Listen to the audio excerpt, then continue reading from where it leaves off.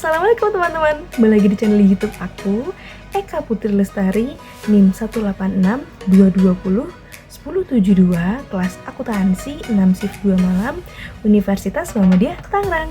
Nah, di pertemuan ini, pertemuan terakhir, pertemuan ke-14, aku sebelumnya mau ngucapin terima kasih kepada Bapak Ari Eksandi SEMAKT selaku dosen pengampu pada mata kuliahku, yaitu mata kuliah metodologi penelitian, karena sudah memberikan tugas ke-14 ini.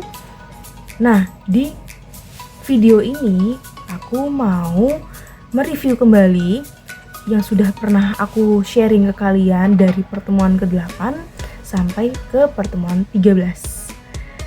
Semoga kalian enjoy. Yuk, check this out.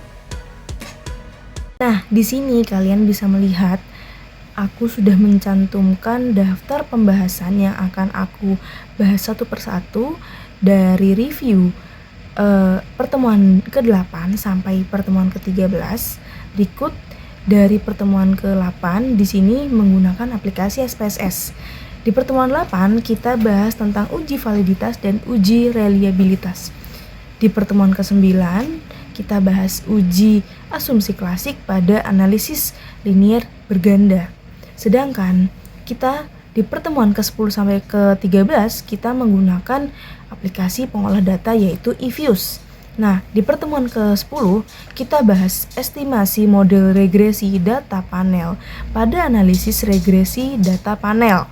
Sedangkan di pertemuan ke-11 kita bahas tentang teknik pemilihan model regresi data panel pada analisis data panel.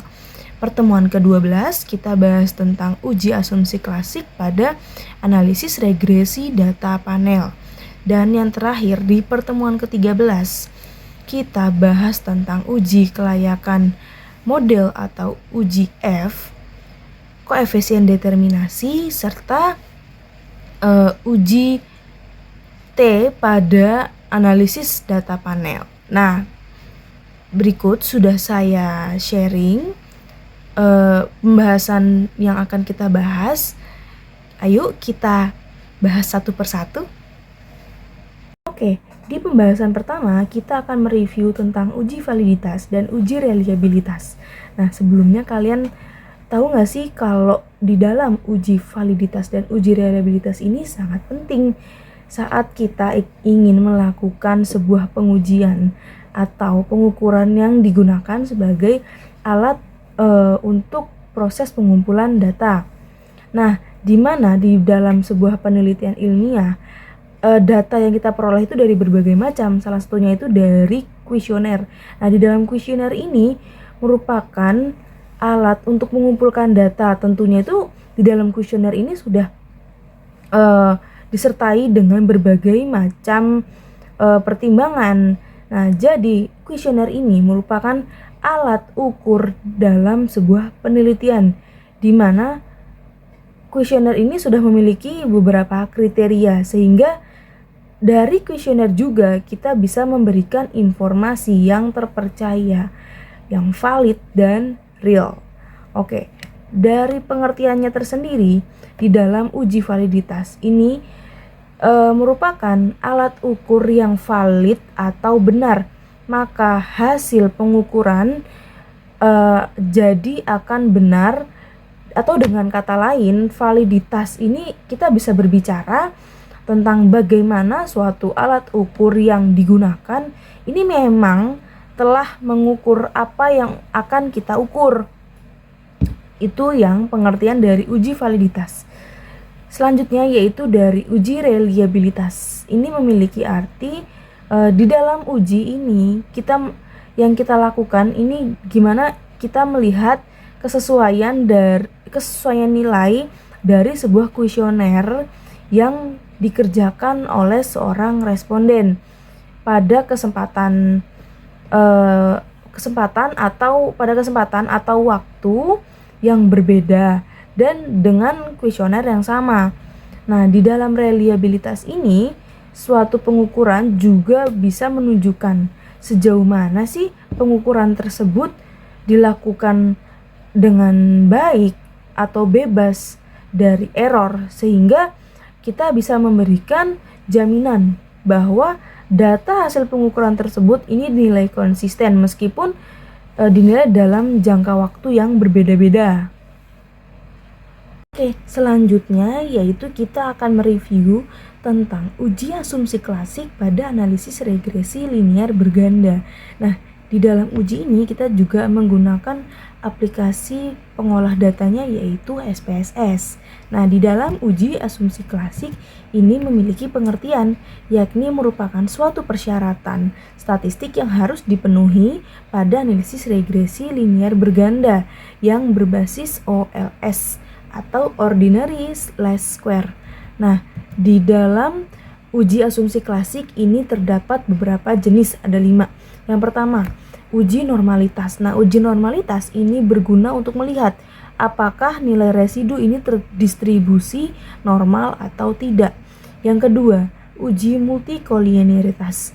Nah, di dalam uji ini kita bisa menentukan adakah korelasi tinggi antara variabel independen dan model regresi linear berganda. Yang ketiga, yaitu uji heteroskedastisitas. Di dalam uji ini, kita bisa memeriksa adakah perbedaan yang sama antara residu dan pengamatan lain. Yang keempat, yaitu uji autokorelasi. Di dalam uji autokorelasi ini digunakan untuk melihat adakah korelasi antara suatu periode T dengan periode sebelumnya atau T-1. Nah, yang kelima, yang terakhir yaitu uji linearitas. Di sini uji linearitas ini berguna untuk melihat adakah hubungan yang dibangun untuk memiliki model atau tidak. Nah, selanjutnya kita akan bahas jenis uji asumsi klasik pada regresi linear. Nah, di dalam uji asumsi klasik ini terdapat 2 macam. Yang pertama, uji asumsi klasik pada regresi linear sederhana, dan yang kedua yaitu uji asumsi klasik pada regresi linear berganda. Nah, perbedaan dari asumsi klasik regresi linear sederhana dan berganda ini di mana asumsi klasik antara regresi linear sederhana dan berganda ini sebenarnya hampir sama, tapi ada letak perbedaannya, yaitu hanya ada pada uji multikolinearitas, di mana syarat di dalam uji multikolinearitas itu hanya untuk regresi linear berganda. Oke, di pertemuan ke-10 kita sudah bahas tentang estimasi model regresi data panel pada analisis regresi data panel. Nah, di dalam pengertian analisis regresi data panel merupakan suatu analisis regresi dengan struktur data yang merupakan data panel.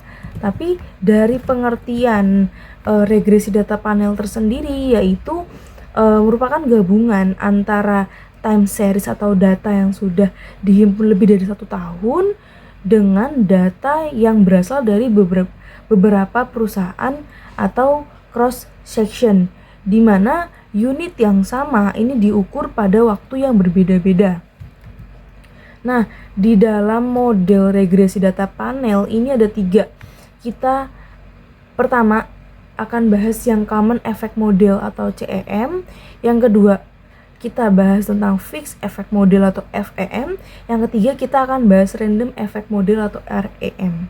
Nah, dari fungsi model masing-masing, yang pertama kita bahas yang CEM. Nah, CEM atau common effect model ini merupakan model yang paling sederhana dibanding dengan model fixed effect model atau dari random effect model. Nah, di dalam fixed effect model ini juga merupakan model regresi data yang dimana menunjukkan adanya perbedaan konstanta antar objek dalam koefisien regresi yang sama.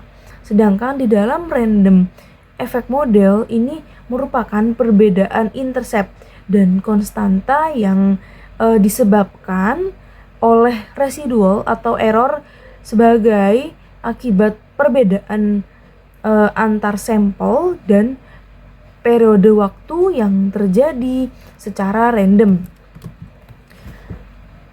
Oke, di pertemuan ke-11 kita sudah bahas tentang teknik pemilihan mode regresi data panel pada analisis data panel. Nah, dari pengertiannya di dalam teknik pemilihan model regresi data panel ini ada 3. Yang pertama itu uji Chow, yang kedua itu uji Hausman, yang ketiga yaitu uji Lagrange multiplier. Nah, dari penjelasan masing-masing, yang pertama kita bahas tentang uji Chow. Di dalam uji Chow ini digunakan untuk memilih model yang kita gunakan ini apakah sebaiknya kita menggunakan common effect model atau CEM atau malah kita menggunakan fixed effect model. Nah, di dalam pengujian ini kita bisa lihat dari nilai probabilitasnya. Nah, di dalam uji Chow ini terdapat hipotesis yaitu H0 di mana model mengikuti common effect model jika probabilitas cross section F dan cross section chi-square ini dinilai lebih besar daripada alfa yaitu 0,05. Sedangkan HA, hipotesis HA-nya model mengikuti fixed effect model atau FEM itu apabila probabilitas cross section F dan cross section chi-square ini lebih kecil daripada alfa 0,05. Nah, selanjutnya yaitu ada uji Hausman. Nah, di dalam uji Hausman ini digunakan untuk memilih apakah yang sebaiknya ini kita menggunakan random effect model atau REM atau malah kita lebih baik menggunakan fixed effect model. Nah, di mana pengujian ini kita bisa lihat dari nilai probabilitasnya. Nah, di dalam uji Hausman ini terdapat hipotesis dari H0.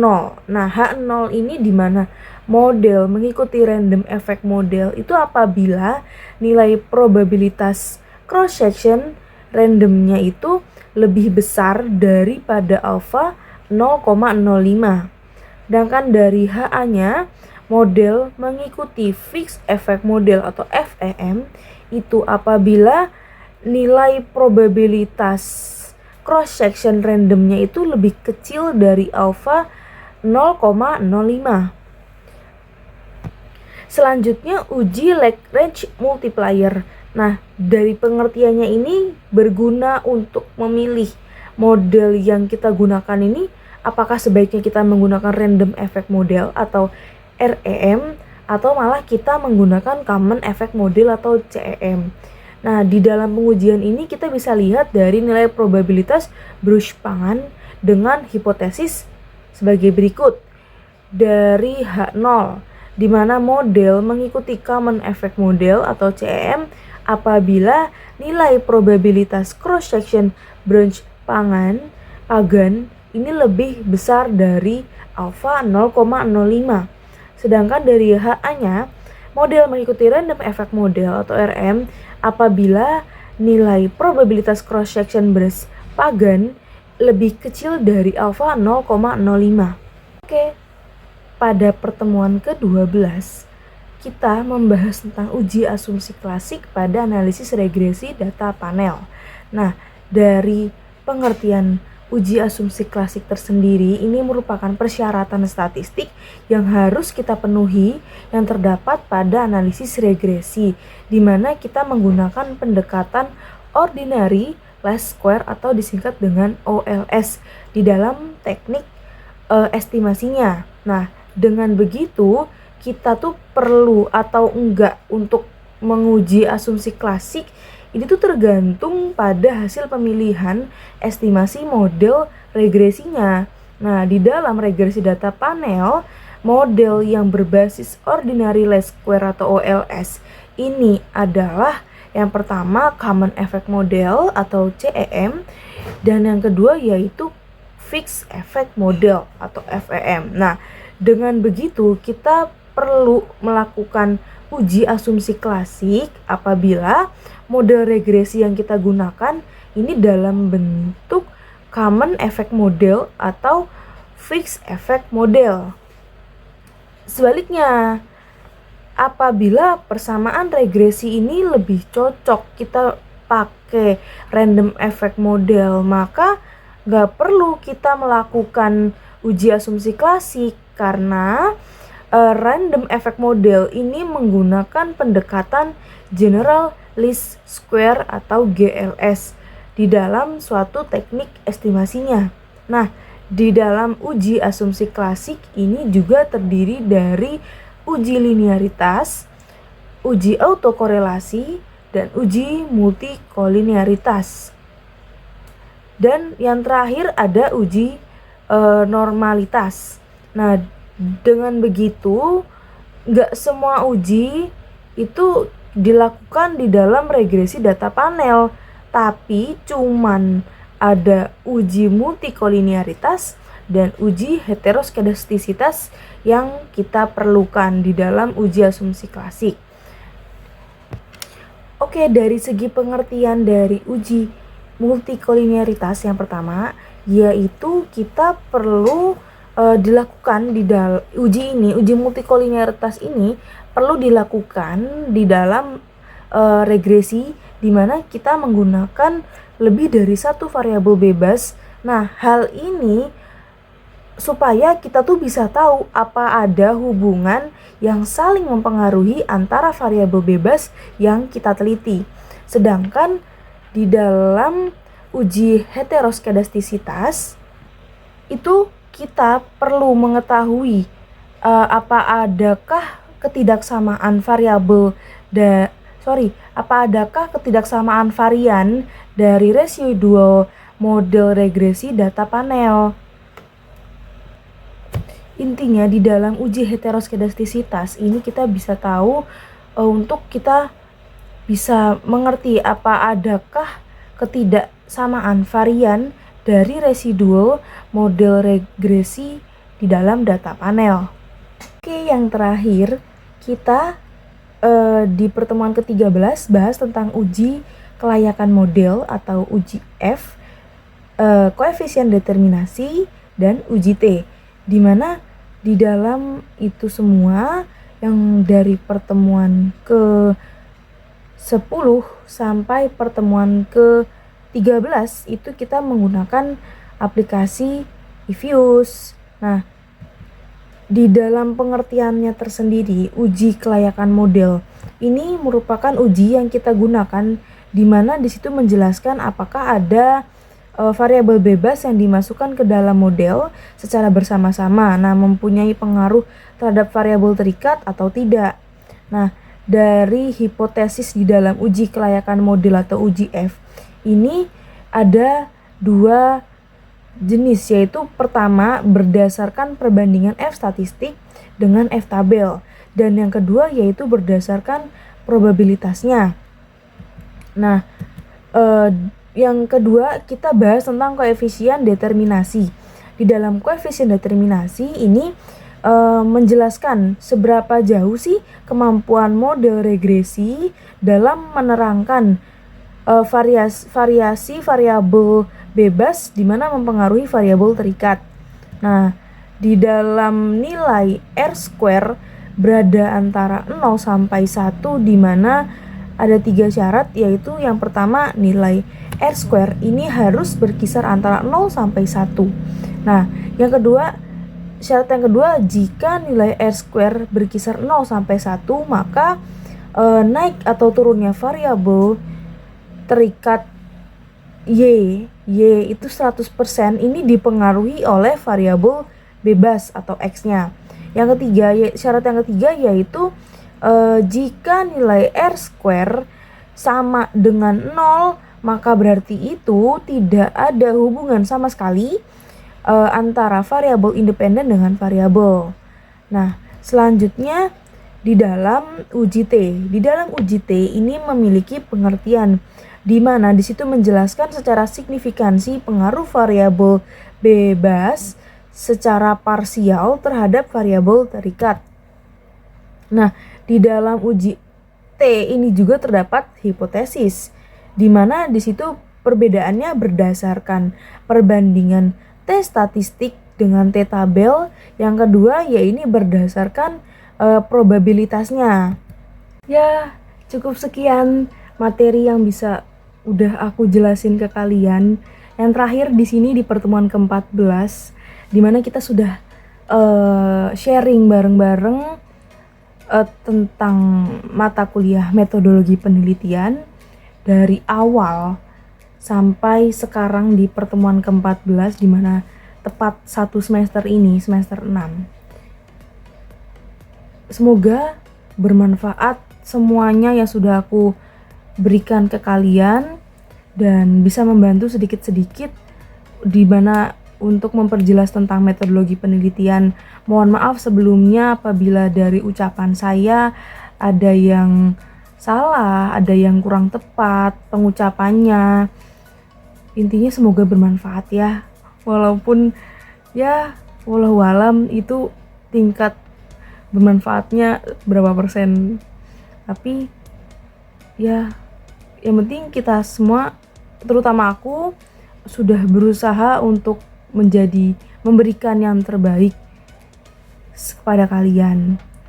Tapi sebelumnya aku mau mengucapkan terima kasih, alhamdulillah kepada Allah Subhanahu wa taala karena sudah memberikan aku kesehatan, kekuatan, waktu, kesempatannya juga untuk aku bisa sedikit demi sedikit menyelesaikan tugas metodologi penelitian ini sampai akhir. Yang kedua, aku mau mengucapkan terima kasih juga kepada Bapak dosenku, yaitu dosen metodologi penelitian, dosen pengampu di mata kuliah ini, Bapak Ari Eksandi SE MAKT. Terima kasih ya Pak sudah membimbing kami di 1 semester ini. Semua ilmu-ilmu Bapak semoga bermanfaat juga buat kami-kami yang sudah menerima ilmunya. Dan alhamdulillah aku sendiri sudah menyelesaikan tugas semuanya dari Bapak dengan tepat waktu. Dan yang ketiga, saya mengucapkan terima kasih kepada orang tua saya, kedua orang tua saya, karena sudah terus memberikan support, dukungan supaya bisa terus kuat untuk mengerjakan tugas ini, menjalani tugas ini dengan baik pokoknya. Terus yang terakhir mau mengucapkan terima kasih kepada teman-temanku semua karena berkat kalian juga yang sudah memberikan aku semangat. Pokoknya ngingetin terus, ayo cepat ngerjain tugasnya, jangan ditunda-tunda. Pokoknya the best dah teman-teman semua.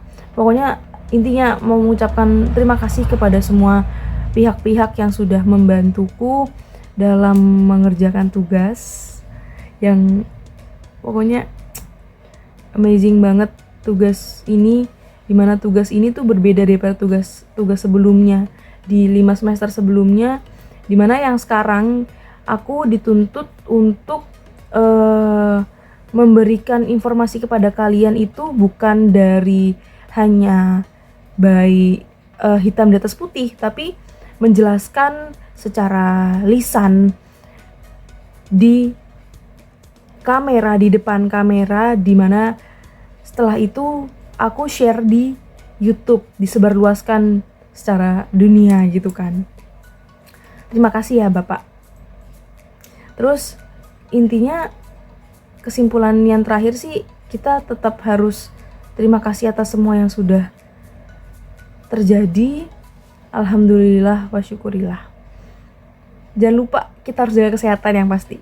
Di tengah kondisi seperti ini sudah cukup, pokoknya cukup lah ya omongan kesan-kesan yang sudah aku share. Thanks for watching ya semuanya, teman-teman viewers aku. Mohon maaf sebelumnya apabila ucapan aku tuh yang udah aku sharing ke kalian itu dari kalimatnya, penjelasannya yang tidak tepat, kurang tepat bahkan. Thanks for watching pokoknya. Sudah enjoy juga. Udah ya cukup. Wassalamualaikum warahmatullahi wabarakatuh.